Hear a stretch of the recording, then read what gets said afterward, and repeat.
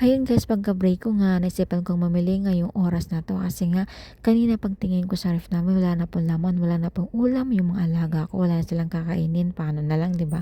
Sila lang kasi naiiwan dun, mga bata lang sila. So ayun, dumiretso ako ng frozen food kasi nga alam ko ito lang yung ulam na mabilis maluto, kahit ilagay mo lang sa oven, pwedeng-pwede na siyang lutuin. Kasi pag pinili ko yung mga manok, mga baboy, mahirapan special na lutuin guys.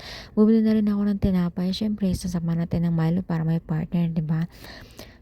Kasi dito alam mo na, 'pag iniwan mga bata hirap kasing kailangan nila may pagkain talaga sa bahay.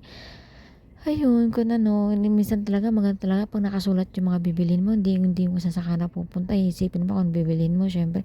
Pero ito guys, ayun umikutan ako ng umikot, di ko alam kung gagawin ko diyan, charot. Ayun, so bumili rin ako ng kape kasi nga yung kape favorite ng kapatid ko yun. Kapag wala siyang kape, nagwawala yun, uy, lagot yun. Buhay niya na kasi yung kape, eh.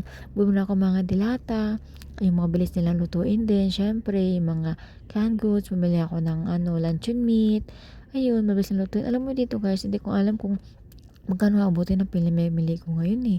Ayun, bumili ako sardinas, syempre bumili rin ako sa tanghon kasi nga puwede na rin siyang gawing sabaw, 'di ba, pang-sabaw na rin. Syempre grahams, ayun favorite ng bunso ko yan, nakita ko lang binili ng mama ko, ayun bumili na rin ako niyan.